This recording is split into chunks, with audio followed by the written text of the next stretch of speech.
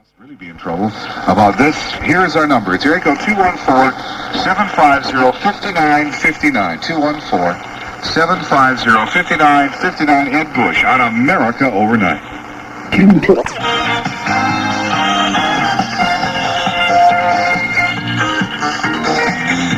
you just tuned in, boy, are you in for something. Ed Bush on America Overnight. Dr. Stephen Kaplan, my guest, the head of the Vampire Research Center, and he says they're alive, real vampires today, living long, drinking blood, etc. Our number is area code 214-750-5959. Ed Bush and South Lake, Texas. Hi. Hi, I'm Don. Yes, Stephen Kaplan's listening. Go ahead. How do y'all, whenever a person is born, how do y'all know that he is a vampire? You don't immediately know at all. In fact, one of the reasons is because people have the stereotype that vampires have these huge fangs. This is not true. If you had the fangs that you see in the movies, you would have a terrible lisp, and your speech impediment would be so obvious that you couldn't really carry on any type of conversation. The vampire does not have very much of these huge fangs, although some of them have slight large fangs for ripping the flesh. Those are canine teeth, right? In fact, we've had cases like in Chicago of a vampire who called in because it was claimed the vampire was terrorizing some of the hospitals there. In fact, right in front of my desk, I have dozens of responses. Interesting enough, in the current wave of vampire interest and activities, half of them from California, which I find rather interesting.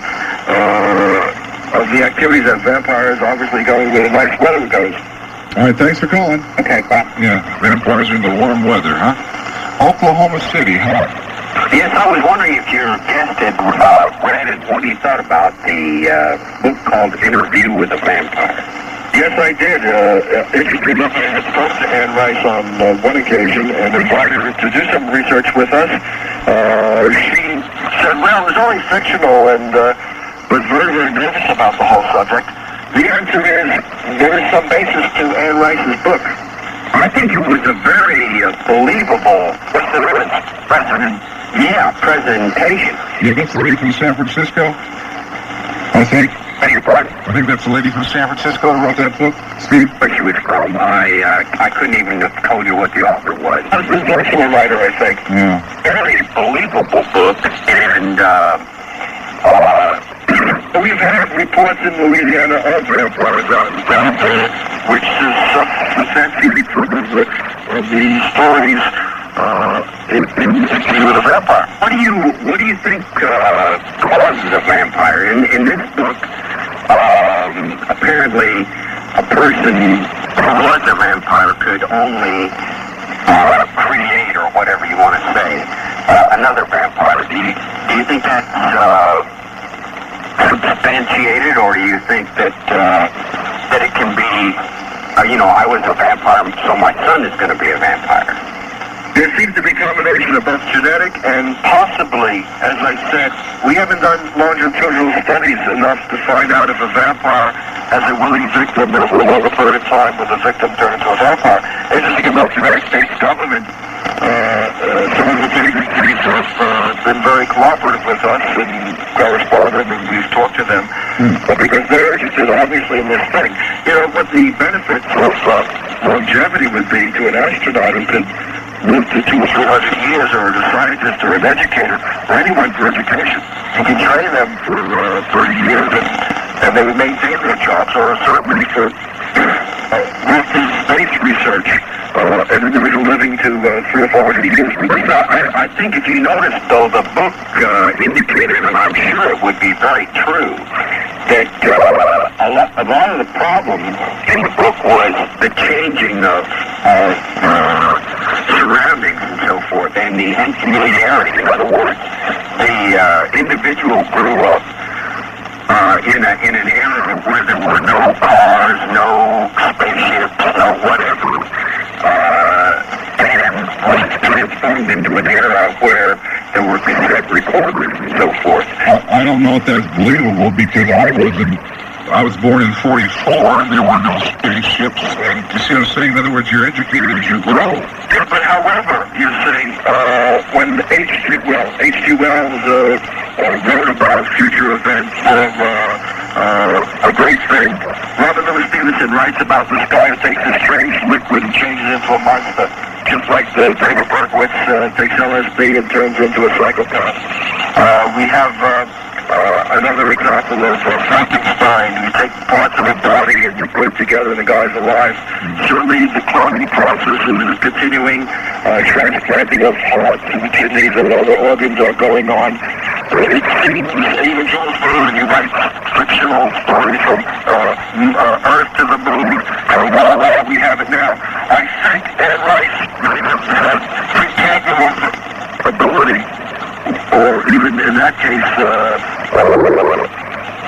past observation of vampires that were going on even in the past. Well, I must run. Thanks very much for calling. Ed Bush on America Overnight with Steve Kaplan of the Vampire Research Center, Baltimore. Hi. Hi there. I read the book. That book had a very great impact on my whole aspect of vampires. The fact that the book was the first book she ever wrote before her whole life. There's a lot of humanistic qualities in it. And then I read an article later on in Paris magazine that wanted to do a lot of women's romantic thing with a vampire because of the fact that they're supposed to want to, you're supposed to be entranced by them. Is there supposed to be some validity to the spirit of the seduction of a vampire scene? That's because the initial bite, depending on the bite, can be very painful. Once they hypnotize you, anesthetize you, it can be quite painful. Also, the neck is not the only area of the body that they may select. Yeah. Well, She's telling you more. it's either well, right? I mean, that whole thing intrigued me only because of, it was supposed to be so culturally advanced that he lived so long.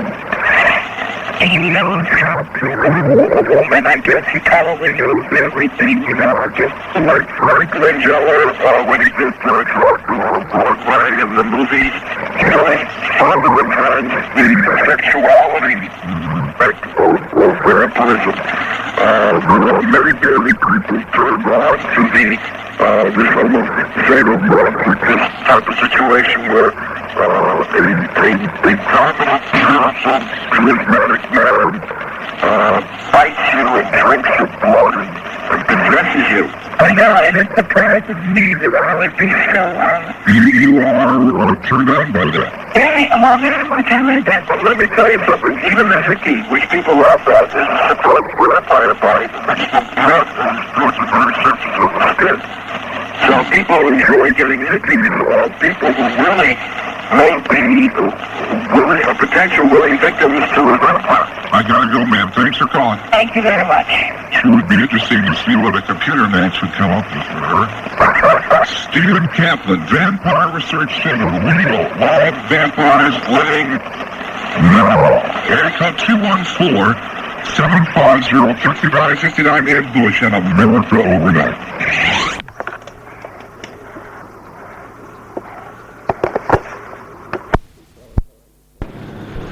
It's our time to talk for a while after you heard that crazy recording all about the vampires.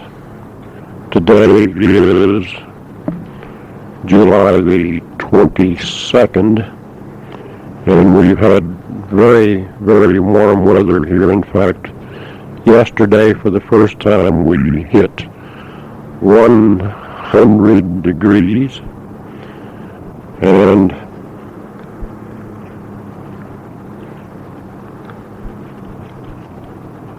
of course, that's 37.7 degrees Celsius. So, it is pretty hot here. And it's been about, 10 days since we've had rain. And none in the immediate future. But all is going well here. The yard, the grass is really green and grows fast from all the rains we've had this spring. And we have to cut the grass in the backyard one night soon. We don't do that until about 8 o'clock at night, however, because it's too hot to do it earlier. We have received some very, very good letters from you, and we'll comment on the letters. One came in today, and I'll let Rita comment about that. And I'm looking at the one which is undated, but it starts out that you should have called her Georgia Meyer, and about her looking, about Georgia looking like your cousin Kay. Well, we're sure glad that PJ is doing well with her, and I'm sure that he'll get used to her, more used to her as time goes by, and he will appreciate his little sister more and more.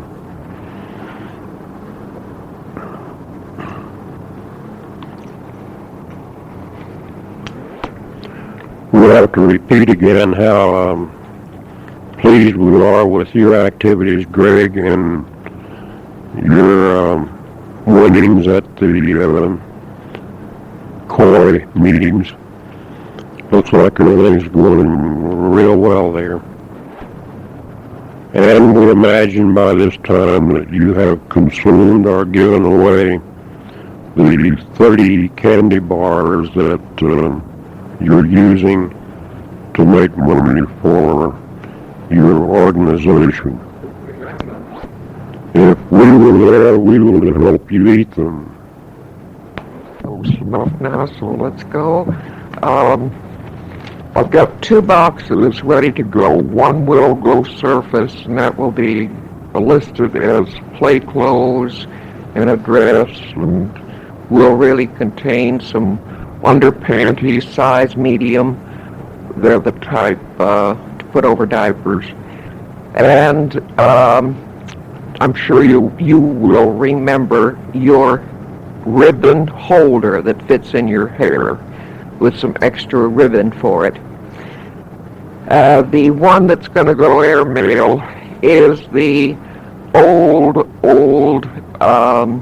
baptism dress. I finally have it clean enough, I think, and I hope it will arrive in time. We'll just try it and see. In any case, you should have it.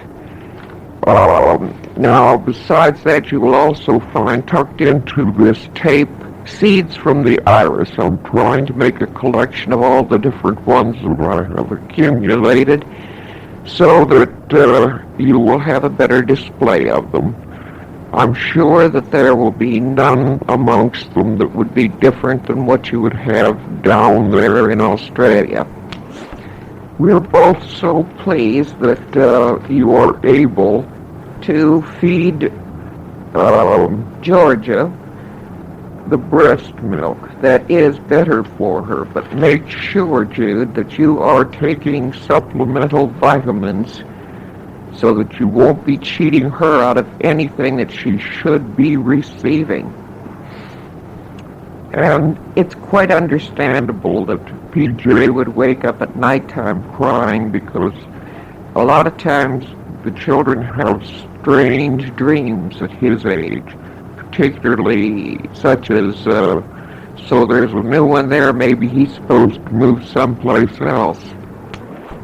If you try to remember back, you used to have them too, but you'd go in and poke Dad until he'd wake up and say, "Push over, make room for me."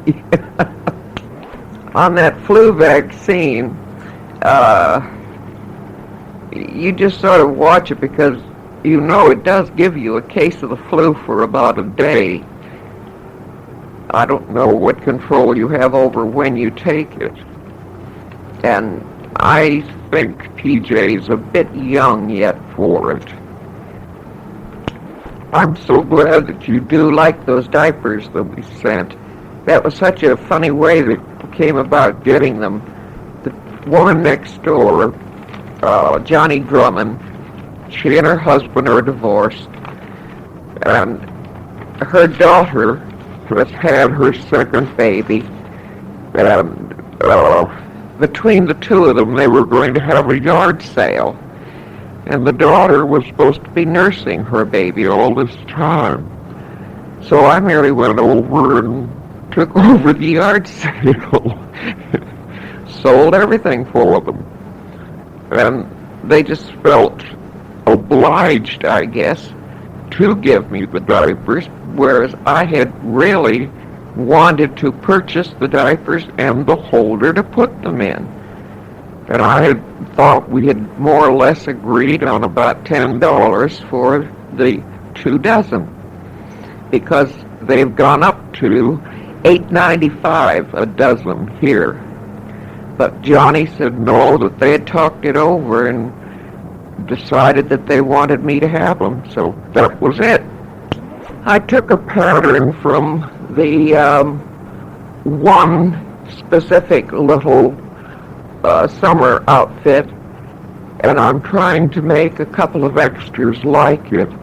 But gee, I've got to make stitches so small that it's difficult for my gargly hands to do it, but I think it's going to be all right. I'm not making them roughly, just so they can be tossed in the wash machine and taken out, and that's it. We were just looking at the tape to see how much we have left, and we have about half a tape left. Oh, some other items. Number one, the university is putting all new blacktop on the parking lot just north of us. That's up by our new technology building. And two, they are redoing the old gymnasium. You remember my office used to be over there, and that's where you attended class when you took one of my electronic courses. I was in there yesterday, and on the inside, it's a 2-story building, and it is really looking good. There are a lot of office rooms, plus there will be a lounge in there that's rather large. That will be for students. Then there's a small theater upstairs. There is a room that the drama people will use for building sets and making costumes. And all in all, a lot of rooms and a lot of space. And it's really looking great. There's a new roof on it, and they're putting sort of a stucco on the outside. It's cream color, and this is covering up all the old brick, and it's looking really great. I may have mentioned the electronic scoreboard that will be installed at the football field. I'm to do the electronics part, and the maintenance people at the university will put it up on poles and run the electricity to it. Then we're getting a second electronic sign, and that will be done on First Street. And this will be computer programmed and computer operated, and it will display, of course, information about current activities at the university. Then starting in September, about the third week, we will start an 8 weeks course in amateur radio, and we expect to have about 25 students, and we will let people enroll from age about 12 on up, and we hope to license quite a few people this way. If it's successful, we may run it twice a year or maybe once a year. But most of the people that got their ham radio licenses at the university, of course, they moved away as soon as they got their degrees, so we lost a lot of people there, except the only one left, I guess, is Betty Nolan. And so we need to produce a lot more amateur radio people here to be active in our radio nets. Greg, I knew you would be surprised about the picture tube in the automobile showing the map and being programmed so you could follow the map on the picture tube to any place in the city and so on. Well, it's still a great big venture and a quite technical thing to do, because the cities concerned would have to have computers that would send out this information, and the automobile would always have to send its position back to a central computer so that the computer could tell you where you are, show you on the map where you are. It's not an easy thing, and it won't catch on for probably another decade or maybe even 2 decades. So cost-wise, millions and millions of dollars would have to go into that in order to make it usable. Yeah, I just told Dad we could tell you all about the garden. We've been averaging 1 whole okra a day. And in time they would add up. And we're getting about 3 green beans a day, and I have planted 15 peas. We haven't broken the ground yet. Oh, thanks a lot. Oh, I thought you were getting my ashtray. And then out of 2 tomato plants, they've gone absolutely wild. They're over 6 feet tall. They're producing tomatoes like mad. And I've got to pick, I've picked about 8 or 10 so far just to keep some of the weight off the branches. And let's see, now my rose bushes, I've been trying to clip them so as to give our neighbor a start on them. I felt that Johnny kind of deserves things like that. And we still have the gophers going all over the place wherever they want.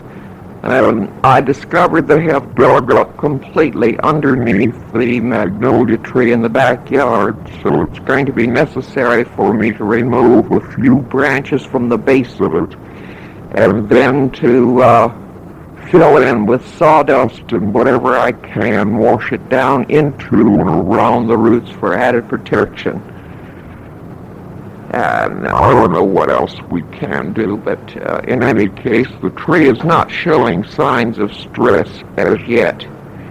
But I have been trying for the past 5 years to kill out the wisteria plant that I had there, and it keeps sneaking up and shooting up someplace else, so I'll keep clipping it back. I'm in hopes in time it will die out of its own accord just from being nagged constantly. Oh, I'm at a vampire show. I listened to it for some time that evening after Dad had stopped taping. And I rather got a kick out of some of the questions people would ask. And there were the usual number of drumheads calling in, claiming they too were vampires, as the man would suggest that they contact him at this area where he's screening all the people that are vampires. This one woman said that she loves to go to see vampire movies or to read about them because it just turns her on physically. And he said that it would be great to have her matched up with a vampire via computer, just to see what would really happen. He claimed that men who liked to get hickeys also were vampire addicts. I am really very thrilled to think that Georgia is a combination of your cousin Kay and I. Now that no one could ask anything better for. And I do think she looks like PJ, and she will the older she gets. PJ can show Georgia how to squeeze that squeezy squeaker animal I sent. It's just a little something, but that will give him something to do. One bit of information we wanted to pass on to you. I've contacted here at the university a student that works at Texas Instruments at Sherman. I talked with him this morning, and for PJ and later for Georgia, we're getting the Speak and Spell, and it will have an additional little module that plugs in to expand it. And then the other machine is for reading, and it too will have an extra module to plug in. And we hope that the guy will be able to get both of these devices for us. And these will be mailed down to you for PJ's Christmas, plus the fact that they should last for many, many years.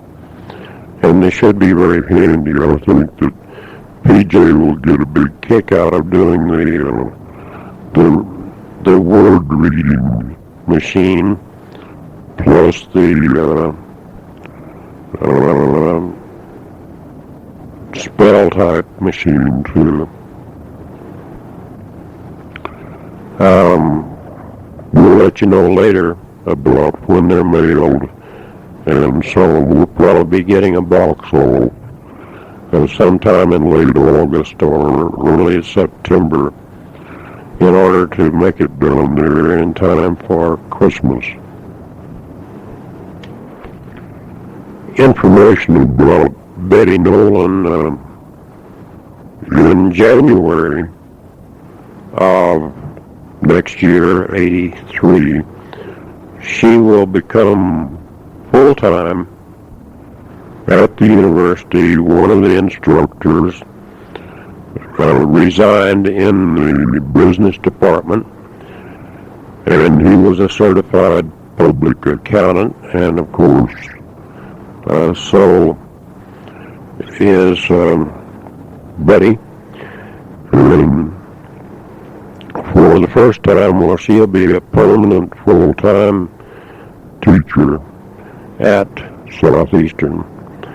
In addition to that, the guy that does the French courses, Fuselage, well, I don't know how you pronounce his name.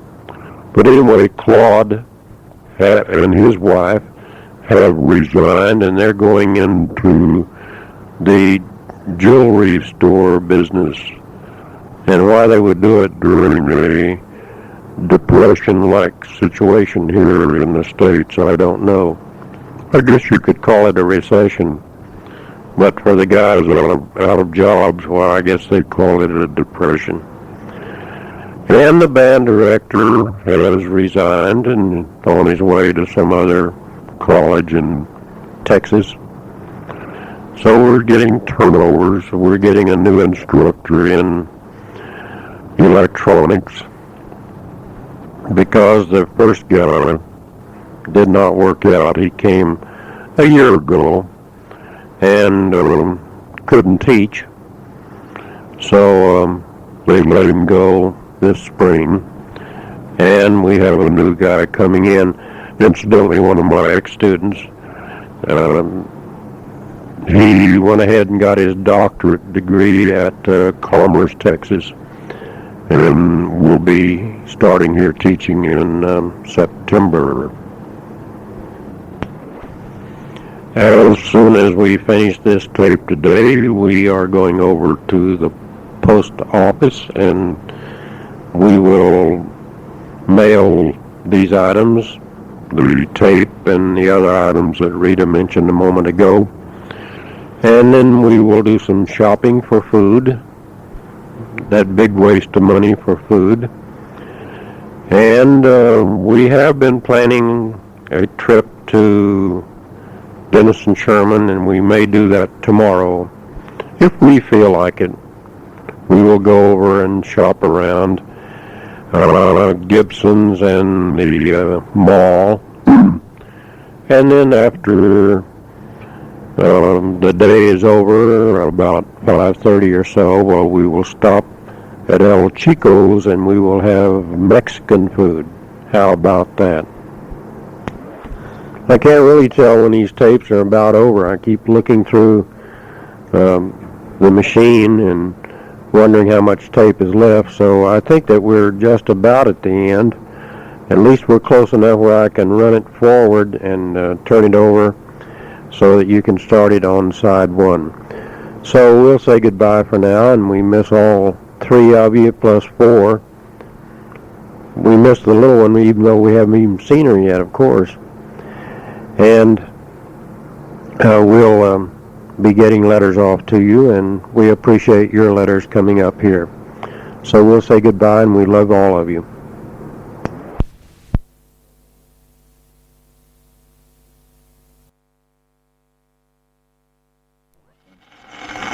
Of the, and I'm not kidding about this, the Vampire Research Center. And he says there are real vampires, as there were supposedly in fiction and in historic account. Real vampires today walk in the streets, many of them call this show, of America and around the world. And he'll talk to you about how he talked with them, communicated with them, well, in just a moment. Fabulous. We had scheduled Elizabeth Martin for tonight, but due to a scheduling error, perhaps her broom was interfered with by the full moon, but she will be on tomorrow night, and she'll talk about her health and beauty plan for people over 30. Okay? Tomorrow night as well, Irving Statman from Housing and Urban Development, perhaps one of the most unpopular government agencies in a group of unpopular government agencies. They want to put low-income housing all around cities instead of just concentrating on a low-income. In some cases. Stephen Kaplan, Dr. Stephen Kaplan, Vampire Research Center. Good morning, Stephen. Ed, it's a pleasure to talk to you, and thank God you're not calling me once every blue moon or full moon.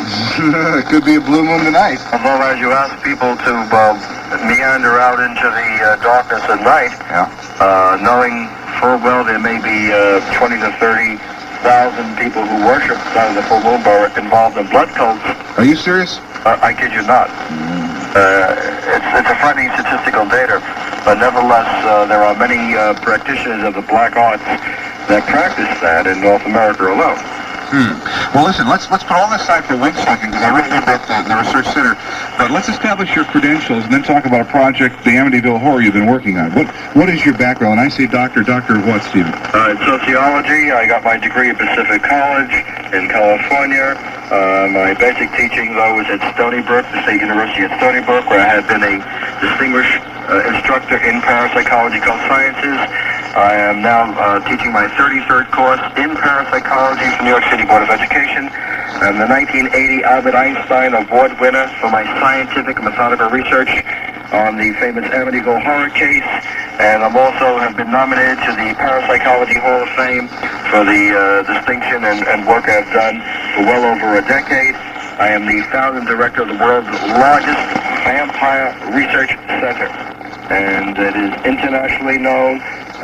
We get correspondence and information all around the world, and again, it's a scientific group with a group of good scientists who are either hematologists, physiologists, parapsychologists, and the like, who don't believe in the supernatural, but are doing natural work, collecting data, primary, secondary, and tertiary data, proving that vampires exist, whether the public wants to recognize it or not. And obviously, in an age where people for decades have researched Loch Ness Monster, Yeti, Sasquatch, Bigfoot, abominable snowman, UFOs, and ghosts, at least one ought to not be an armchair philosopher and critic and get out into the field and do the research, which we have done for well over a decade, and we found the proof and the evidence that I think anyone after reading it will say, hey, I thought he was kidding, but he's for real.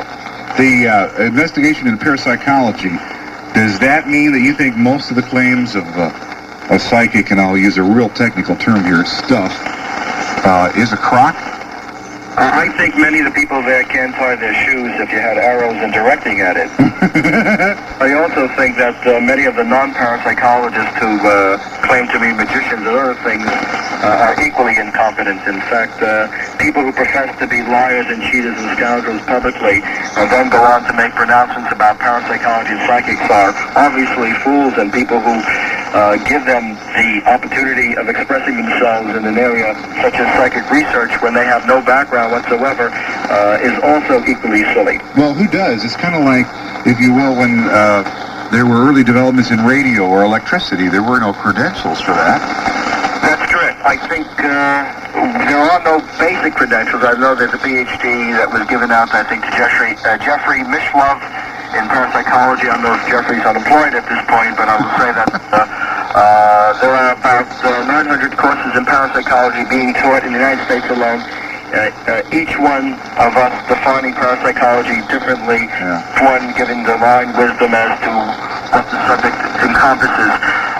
Most psychics, as I said, are incompetent. If they are usually mentioned the yellow rags, and you all know what that means. They are terrible. I know one person was so bad that my dog was going to be giving her instructions how to tie her shoe. All right. Well, listen, let me hit one subject, then we'll get into vampires. There is probably two things have been pointed to as really bizarre events in this country. One was made into a very famous movie, The Exorcist. Yes? And the other was the Amityville Horror, which was a movie and I guess both of them were movies and books. Now, how did you get involved with the so-called Amityville Horror?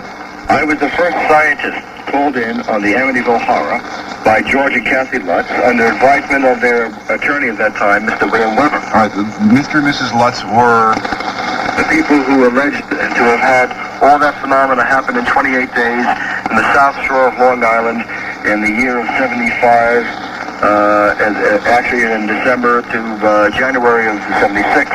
They alleged to have had suffered all the things one can throw into one occult movie within a short period of time. Unfortunately, what it was the greatest hoax ever perpetrated on not only the American people, but you find that the Dutch people are even more ignorant in terms of believing the story. The story has always been a hoax. No, you said you had an update. Oh yes, the update is, in spite of the fact I've exposed the Amityville Horror for the last 5.5 years as a hoax with specific details. I'm not talking about my opinion. I can have an opinion on the Martian, but I can't prove it. My proof is very clear, and I think anyone who is not a functioning illiterate could understand it.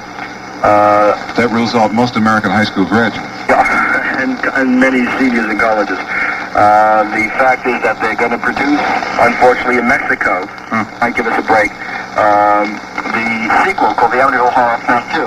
In other words, they took the phony story called The Amityville Horror and continued the hoax, having Jody, who was a monster pig, which never existed, and they shipped him out to California. And I understand he wasn't running for governor, but he did manage to bond with the Nazis in a strange religious order. And anyway, they're doing a sequel. And thank goodness Dino De Laurentiis is producing it, and I hope he has as much success on that as King Kong did. What I'm angry about it is there is truth in parapsychology. There are legitimate psychics. There are legitimate parapsychologists. As Raymond Bayless out in California said to me, hey, look, he makes errors, but he's honest enough to admit it and to do the research.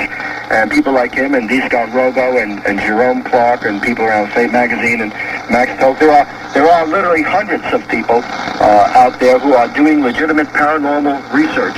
The only trouble is that the media and the public have the foggiest idea who to blank in our business is honest.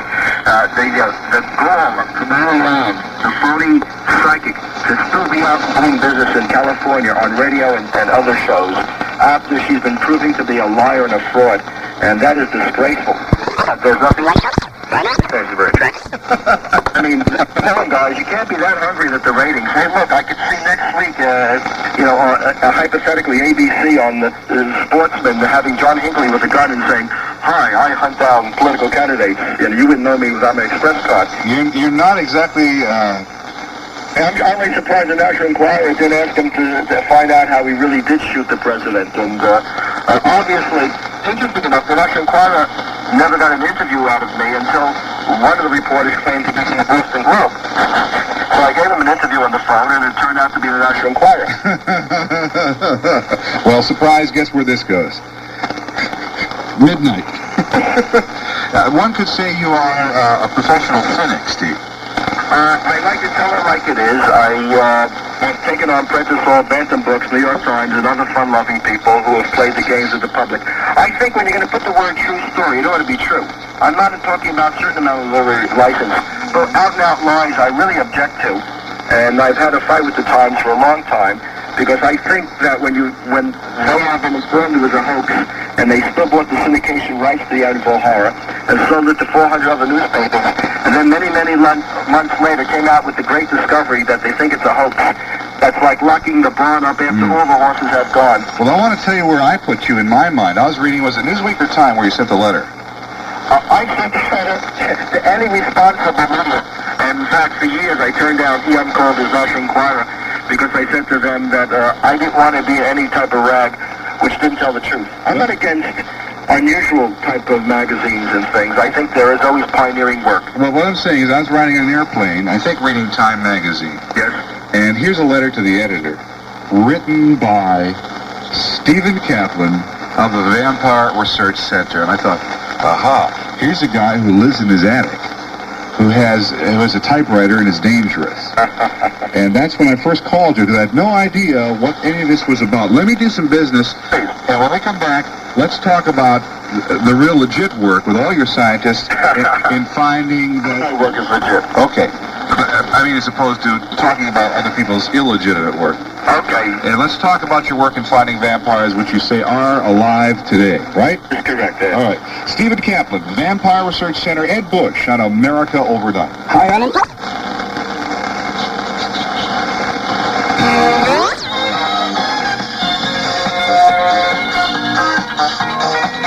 Good evening, Ed Bush on America Overnight. Dr. Steve Kaplan is my guest, and he's the head of the Vampire Research Center. Okay, let's take a moment and say what that is, and then plunge into your research. What is the Vampire Research Center, Steve? Research Center is one that researches contemporary vampires. I mean, vampires since 1972 when we founded it.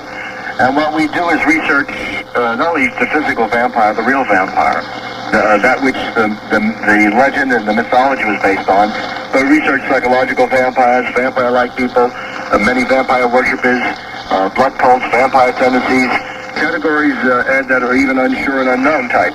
Well, why did you found this thing in the first place? Well, obviously, most books on the subject usually quote somebody who's from 1890, except the publisher who put a new jacket on the book. Yeah. In other words, you really can't find any contemporary books on the subject in any detail other than there was a report of somebody who said they were a vampire.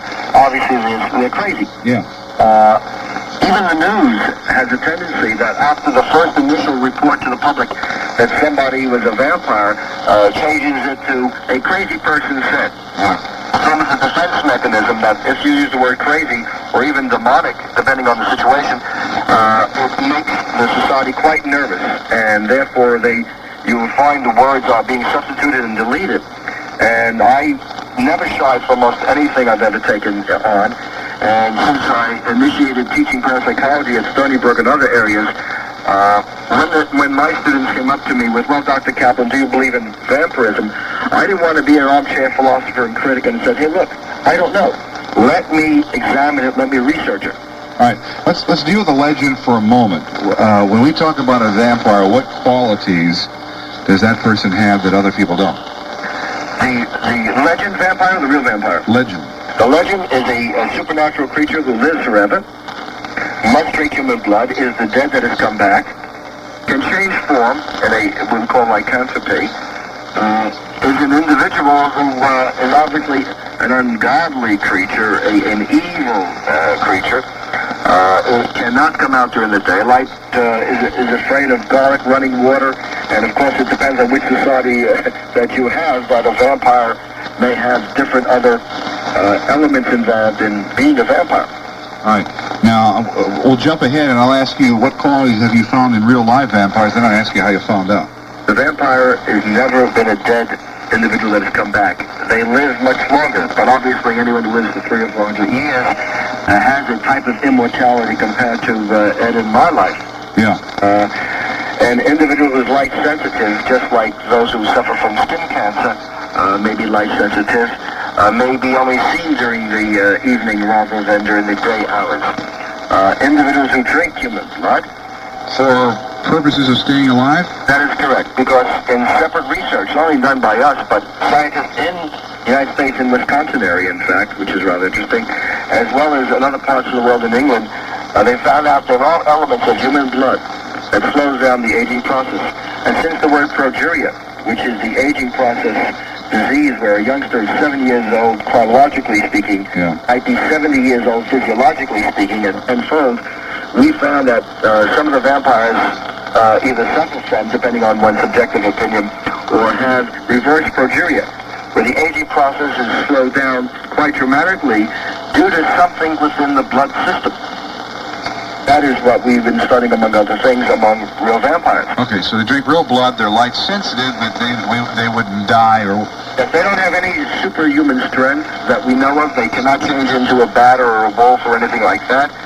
They're not younger than most people. I always say they look like a Ronald Reagan or a Dick Clark type of person where their age doesn't reflect their appearance. Yeah. Okay? Yeah.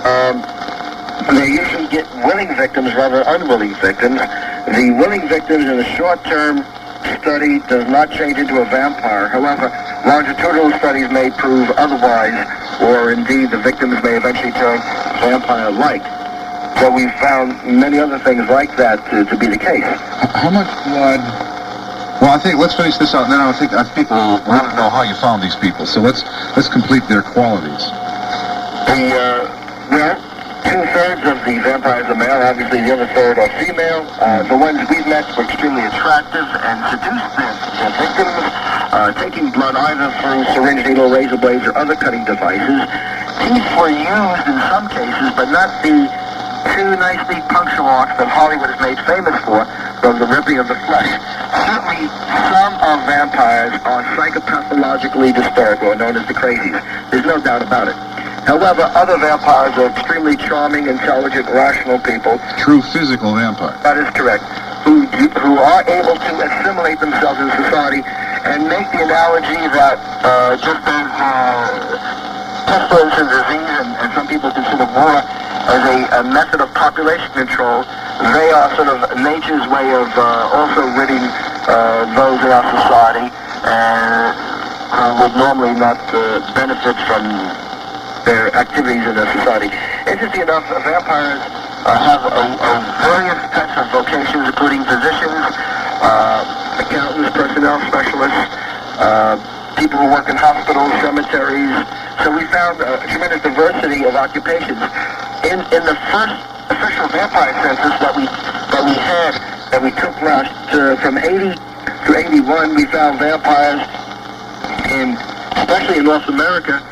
We found them in Massachusetts was the highest number of vampires in the world to date.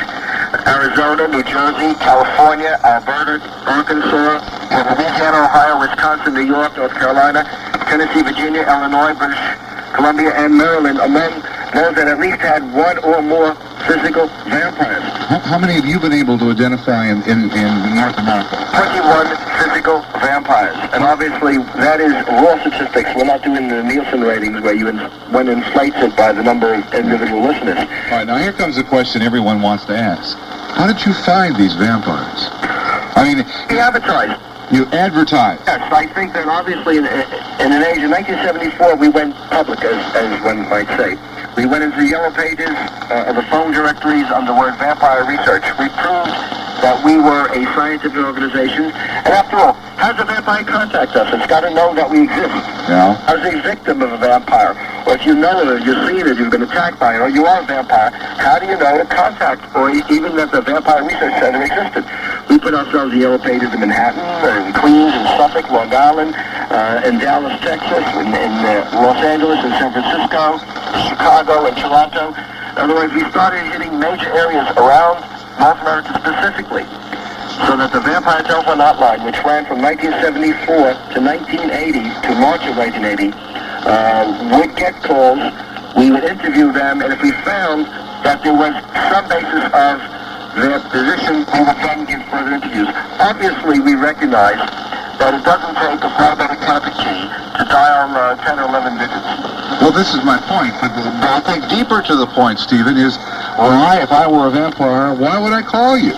Who cares? But some of them actually called because we're a dating agency. Others called because they were curious about themselves.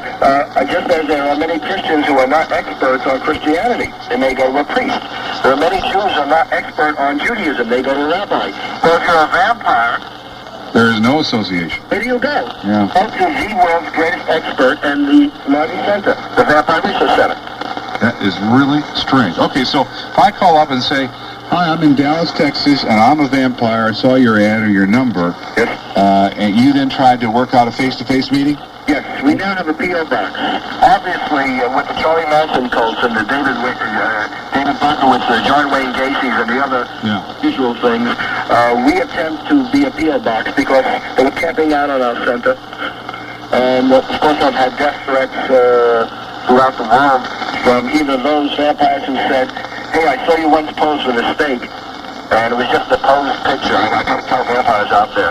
I don't kill vampires. I'm not a vampire hunter. I'm a researcher. I'm not there to turn people in. I'm there to make observation and report as to the phenomena itself. But in either case, after they write to us at the P.O. Box, we then set up an appointment to talk to them on the phone. Then after that, we have a face-to-face meeting. All right, now this is important, because I think anybody listening so far still thinks you're on drugs, Steve, because anybody can say I'm a research center, anyone can say people call me and claim they're vampires. Right. How did you do any certification? Okay. First of all, we have hematologists, parapsychologists, physiologists. You've got to go with the reliability of the credentials of the person.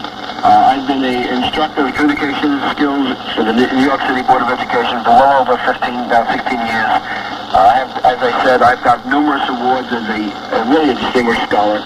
I'm the only guy who took on the nerve to prove the Amityville Horror is a hoax. There is no benefit in, obviously, what I recognize as a bizarre field. I'm not on drugs, I don't hallucinate, I don't have mental breakdowns, I'm not an ego trip. All right, well, let's talk about the other scientists or doctors you bring in. So you get a vampire, probably what, in a hotel room in Detroit or something, right? Yeah, well, that could be an area. Yeah, okay. But I'm saying in neutral ground. And you bring a doctor in. You said a hematologist. This is a doctor of blood studies, right? First, you don't immediately do a blood study. First, you do a victim interview.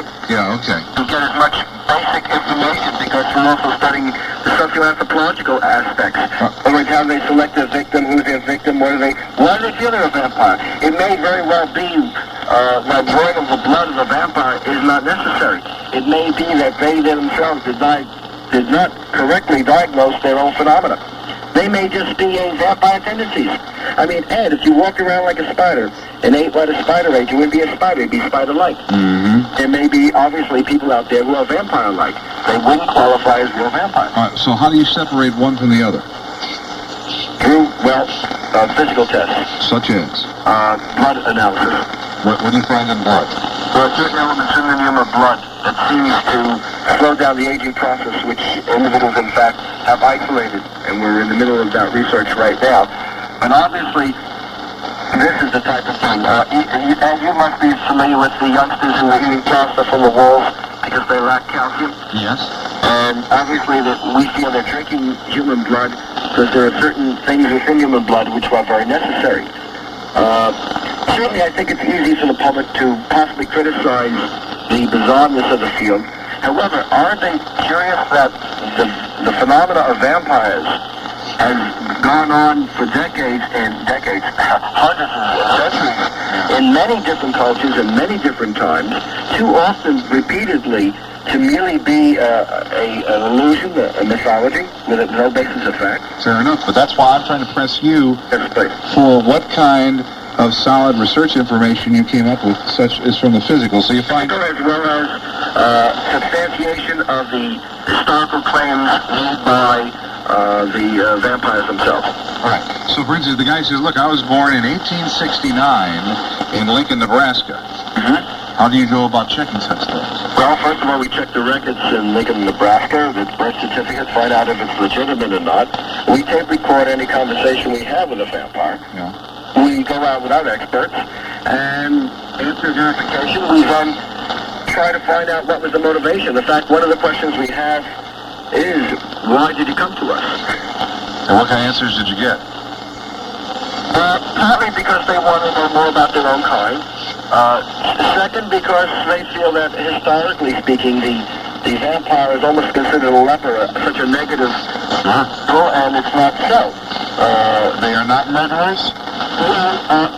They make, some of them may be murderers, but we shouldn't indict an entire group because some of them are deviants.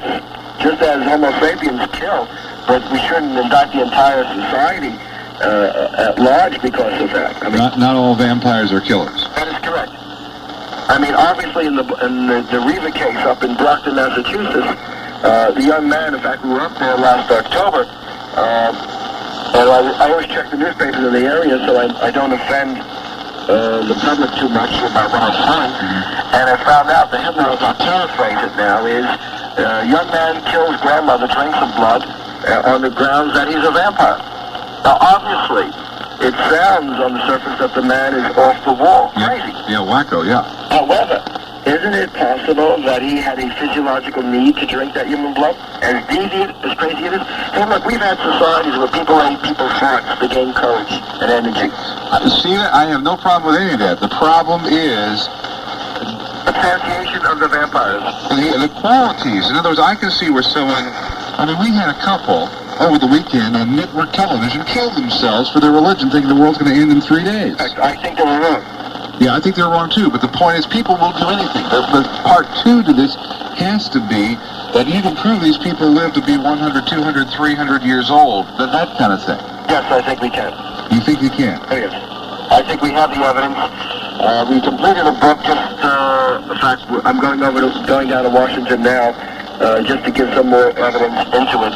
And the book will be out in May of '83 called Vampires Are, by ETC Publications in Palm Springs, California. And I think that has quite amount of evidence to illustrate and to point out the validity of vampirism.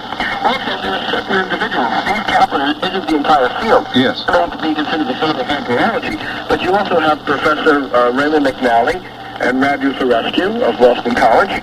You have Lenny Wolf out in California, who's a professor, I think, of English. You have Bernard Hurwitz, who has written 70 books on the occult, who's found vampires both in Kentucky and New Jersey. So you have individuals who are pretty darn straight people, who are good scientists and researchers, who also individually found vampires. All right, now let's talk about what you find out. How many face-to-face interviews or substantial interviews with vampires do you think you had? We know of at least 8 interviews personally, which we can validate as being physical vampires. All right, any females? Oh, yes. Okay.